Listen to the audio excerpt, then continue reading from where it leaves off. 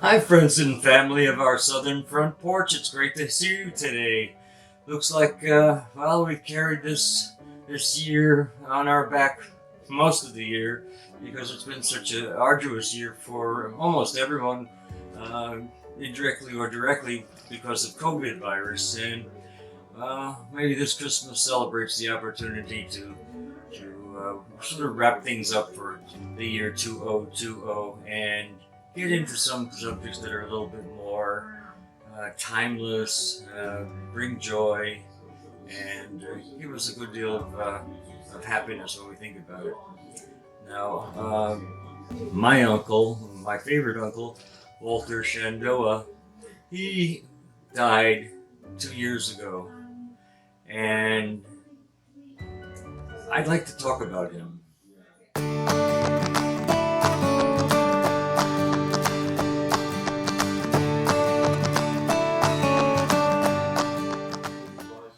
Walter Shandoha, yes indeed, Walter Shandoha.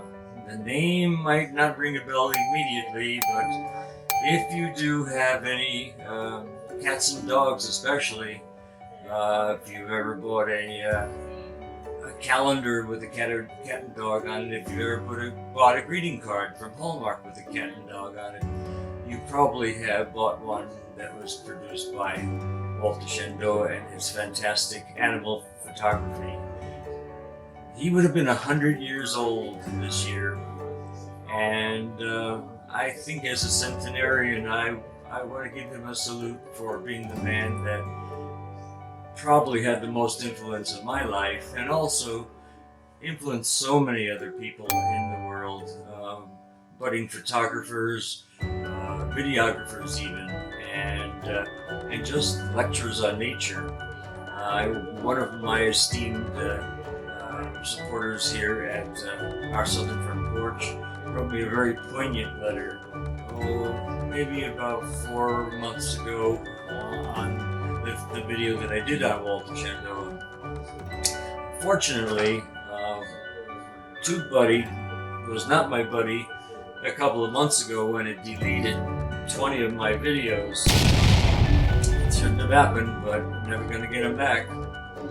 And among those, there were two that I had especially close to my heart. Number one was the video talking about the conversion from Life Under the Palms to our Southern Front Porch, and the other was a video that I did, I guess within a month or two after my uncle's death, after a very wonderful long life of 98 years.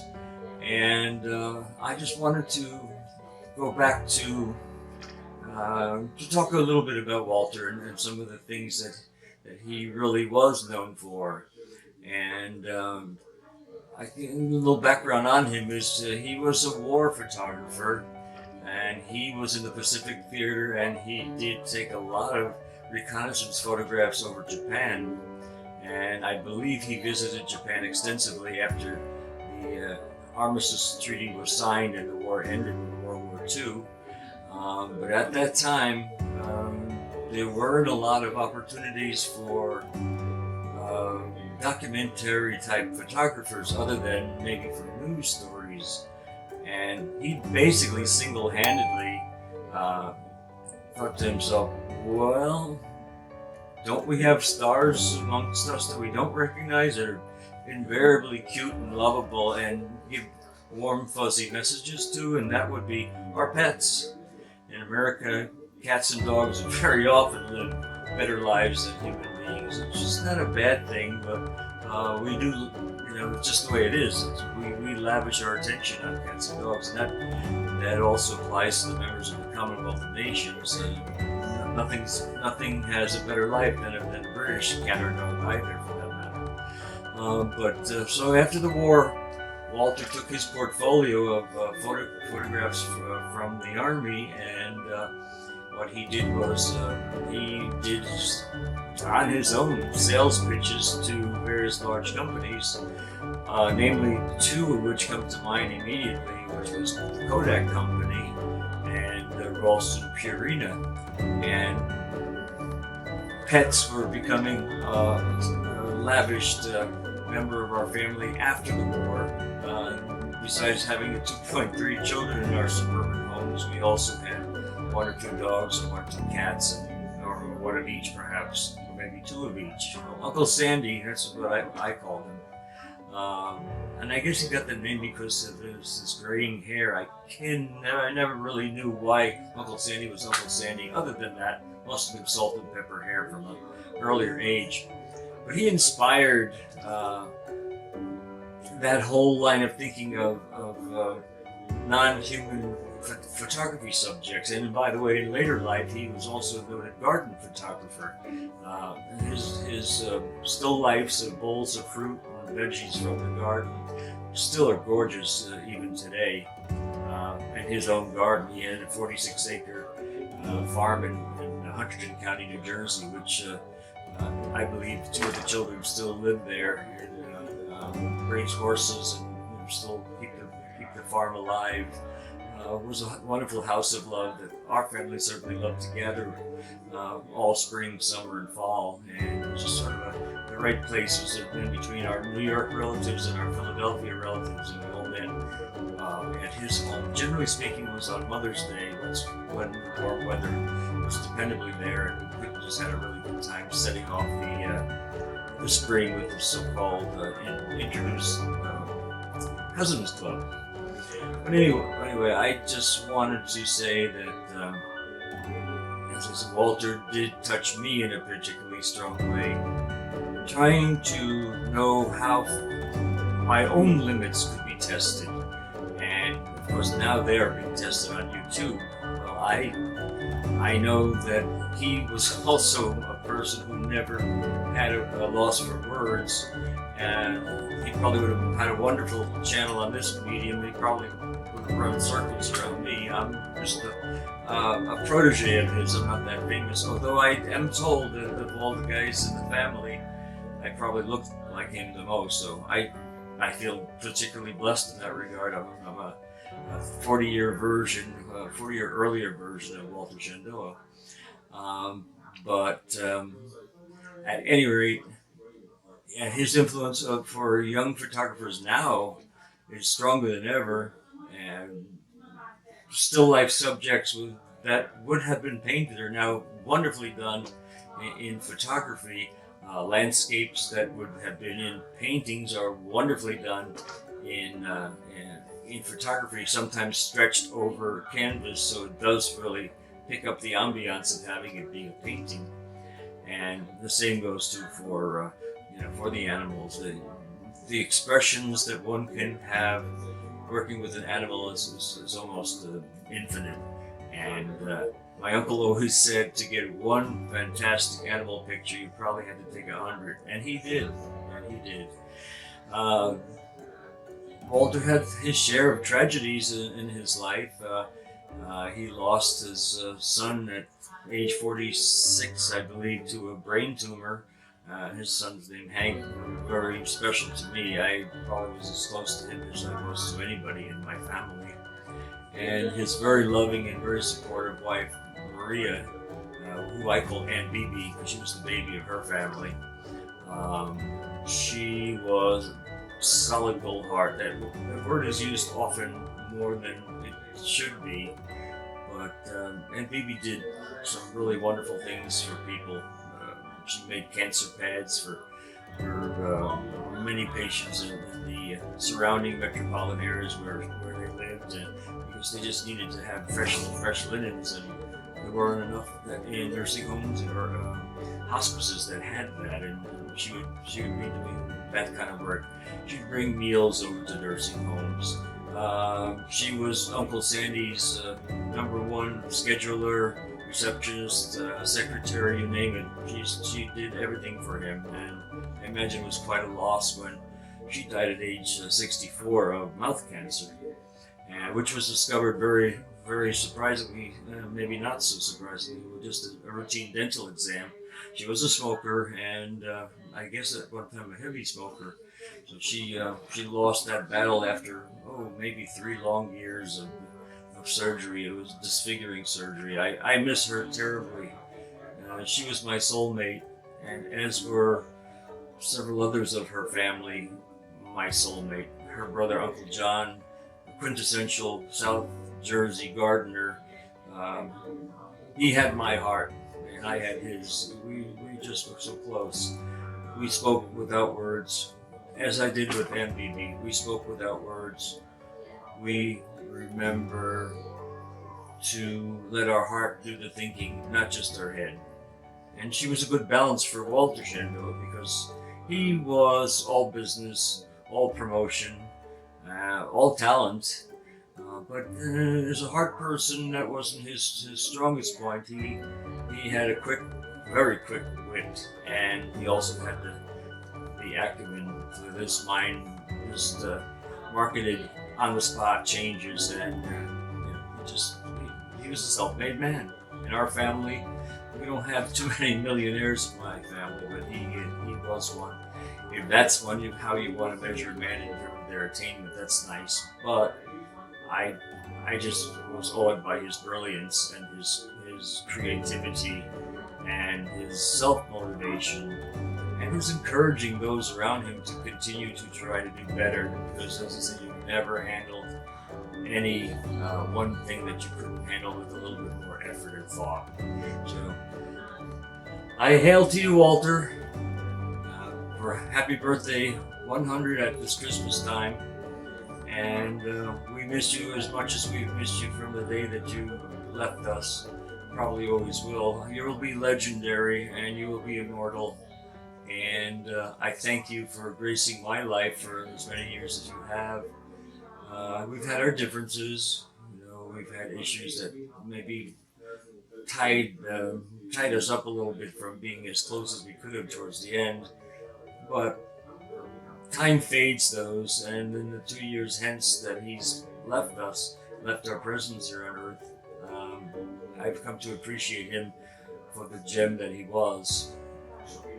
So if you really wanted to learn more about my Uncle Sandy, there's always plenty of books that you can find through Amazon on the internet. Walter Chandoha's, Chandoha,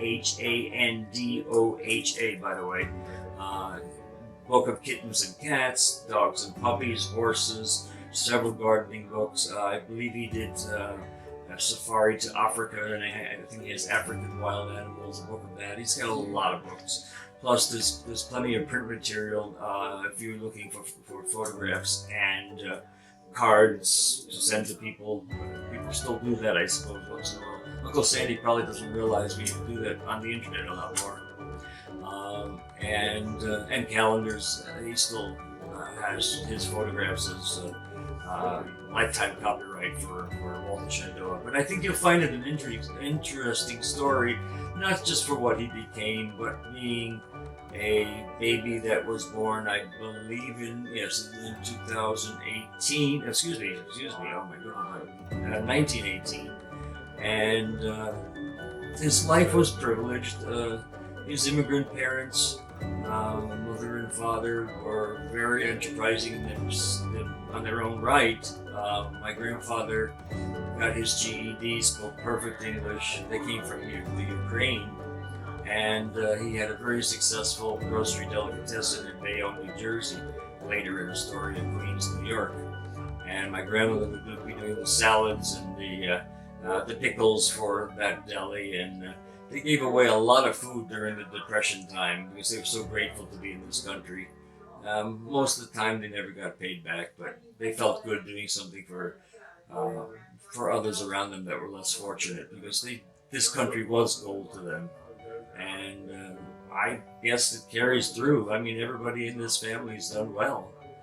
And no one's ever shirked hard work. No one's ever strived for something that they didn't follow through with to keep going.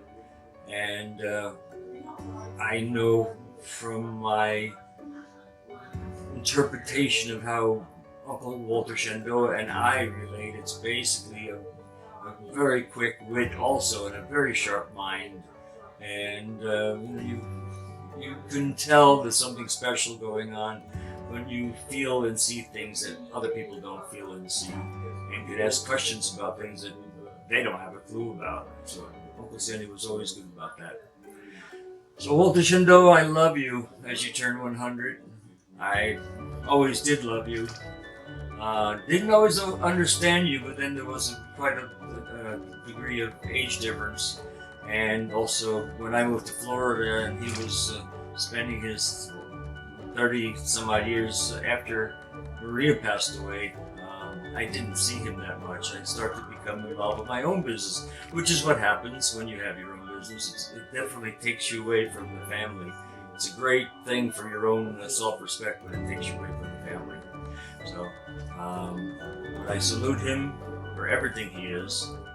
And you just mark my words, folks. Walter Chandoh will be a word, a name of a man that you'll hear for many, many, many decades to come. And your children and your grandchildren and your great-grandchildren will have Walter Chandoh books on their shelves too. So that's just to you, Unc. Thank you for being here. Thank you for influencing us. Thank you for being a good soul. And I hope you're having a great time up there, talking to George Eastman of Eastman Kodak and all those wonderful people. Yeah, Henry Ford, Thomas Alva Edison, all the great inventors. They were just like you. They had a dream and they went with it. Say hi to Grandma for me. I miss her. And wish her Merry Christmas for me too. I love you, Uncle Walter. Thank you. And to our front porch, our Southern Front Porch members, I love you, and I thank you for allowing me to be here with you and grow with you. I appreciate your subscriptions more than you could ever know, and I thank you for letting success happen in a way it's supposed to be. I have visions for this channel on YouTube, and I think those visions will be largely realized, and I'm grateful for that. It's a slow process at first. You tend to want to say, no, this is never going to happen, this is never going to happen, but then somewhere along the lines it starts to happen, and you're rewarded with not just monetarily, but with some really wonderful people around you. I thrive by the comments and the likes, and even the dislikes, I suppose. I don't get too many of those, but please share, please ring the bell, please subscribe if you haven't, and stay with Brad and me for our Southern Front Porch for as long as you'd like to, because we love you, we care about you. And as I always say, remember this, you're always going to be your own best friend. There is no one like you, no one knows your needs like you. So please, please, please, don't forget to take care of yourself and to like you. When you look at the mirror, say, I'm pretty darn special. And you are. Those around you might love you too, and might really think you're special, but they don't have the insight of you and your needs that you have. So please remember that as you go into Christmas. Maybe it's not going to be with a boyfriend or girlfriend or family around you this year. Maybe it's going to be maybe not as prosperous, and you don't have those gifts that they keep telling you in, on the TV commercials that you should be having, especially a Diamond or a Lexus or Lincoln Continental or anything else that's way too expensive, and you'll be just as happy without. So don't worry about that kind of stuff. You have love, you have everything, and if you love yourself, so much the better. This is Paul from our Southern Front Porch signing off for now. We'll be back with you very soon.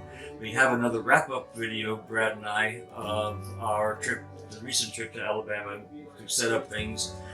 We just started to get, I guess you did the home entertainment center, you saw that being assembled, but there's so much else that was going on too, and I think those will be featured in the other. We'll probably be able to get another 2 videos out of this because we have so much footage. Not with the intentions of having it all crammed into one. It's better to micro-focus on one particular area because every room there has a different concept. It's decidedly different. And I'm never too close to my interior design roots to make sure that you can appreciate that. Anyway, here I go over the time limit again. You guys must hate when I do this. I'm sorry. But I just want to spend the time with you because this is the only way we can get together. And I have so much to say to you. And I want you to know so many things because I feel it's my job to impart them to you. I love you. Have a good Christmas, if I don't talk to you before then. And watch us again very soon on our southern front porch, who loves you also. Bye now, folks, and thank you.